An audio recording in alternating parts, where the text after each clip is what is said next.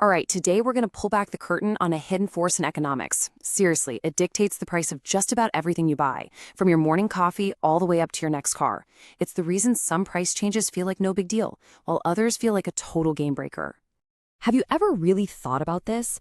I mean, why is it that if the price of salt goes up 20%, you probably wouldn't even notice, but if a car's price jumped 20%, you'd run the other way? We all kind of get that when prices go up, we buy less. But how much less? And why are we so sensitive with some things and not others? That is the exact puzzle we're going to solve. You see, the basic law of demand that we all learn is pretty simple. Price goes up, demand goes down. Price goes down, demand goes up. Got it.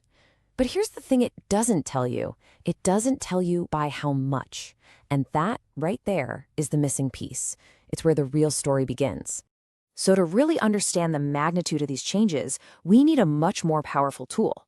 And for that, we have to thank the brilliant economist Alfred Marshall, who basically gave us the key to unlock this entire mystery.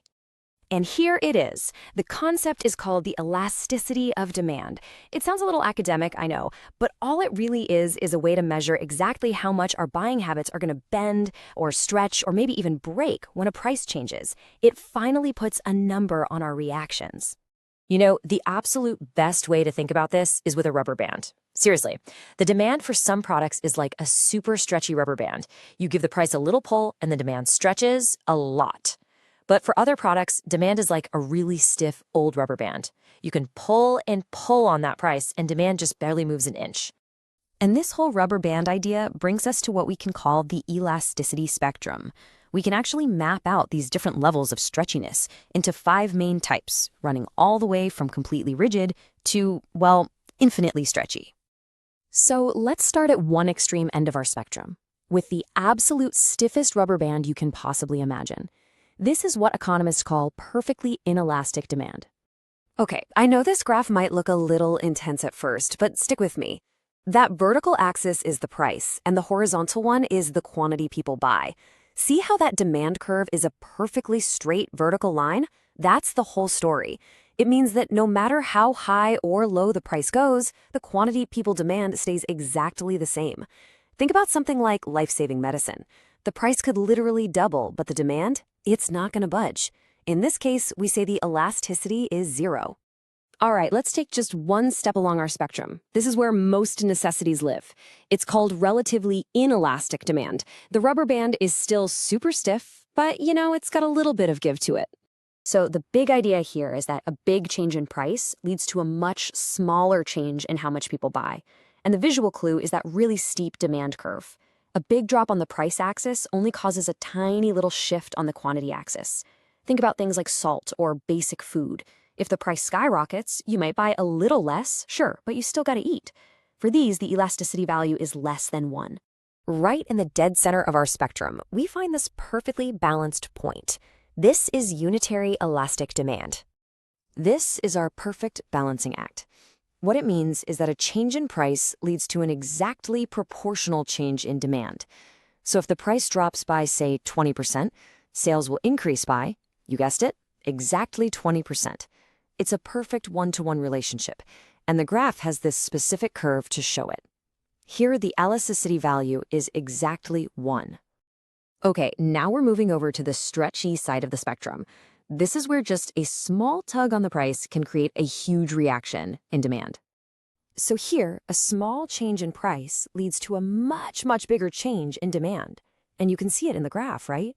The demand curve is way flatter. That's your visual hint.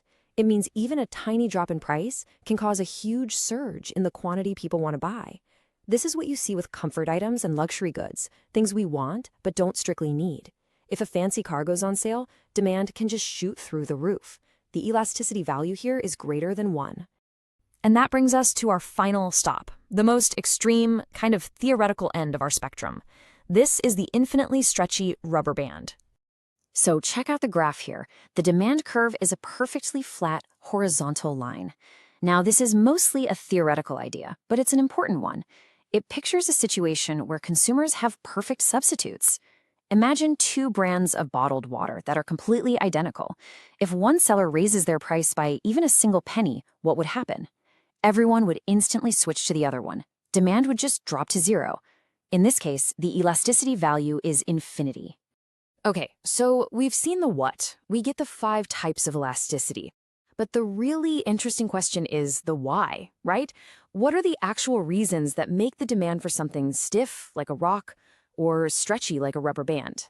Well, it pretty much boils down to a few key things. First, substitutes. If there are tons of alternatives, demand is going to be elastic. Second, is it a necessity or a luxury? We need necessities, so demand is inelastic, while we just want luxuries, so they're elastic. Then there's the number of uses, how urgent the need is, and finally, time. The more time you have, the more likely you are to find an alternative, so demand gets more elastic over time. Let's make this crystal clear with a perfect example. On the one hand, you've got salt. It's a necessity. There are basically no good substitutes for it, so its demand is inelastic. That's our stiff rubber band. On the other hand, you have something like lemon juice. It's a choice, a comfort, and there are tons of other drinks you could buy instead. That makes its demand highly elastic, our super stretchy rubber band. Okay, so you might be thinking, this is kind of cool, but why does it really matter outside of an economics class? Well, let me tell you, this single concept is used to make huge economic decisions that affect your wallet every single day. Let's just break it down. First up, producers. Companies know that for products with inelastic demand, like, say, your internet service, they can jack up prices without losing that many customers. Next, governments. They love to slap heavy taxes on inelastic goods like gasoline and cigarettes because they know people will keep buying them anyway. It's a reliable source of revenue. Then there's foreign trade. Countries that export essential inelastic goods like oil have massive pricing power. And believe it or not, it even affects your paycheck. If you work in an industry that produces a good with inelastic demand, your labor is more valuable, and you can demand higher wages. And hey, don't just take my word for how huge this idea is. The legendary economist John Maynard Keynes himself said that the concept of elasticity was Alfred Marshall's single most important contribution to economics. I mean, that's about as high as praise gets. So, when you boil it all down, elasticity isn't just some abstract idea with a bunch of graphs and numbers. It's a real, powerful, and often invisible tool that businesses and governments use to make critical decisions that shape prices, taxes, and our entire economic world. So I'll leave you with this question. Think about your day-to-day life, your subscriptions, the groceries you buy, how you get to work. Now that you know the secret of the rubber band, where do you see its effects? Which products that you use have prices that are secretly being controlled by how elastic their demand is?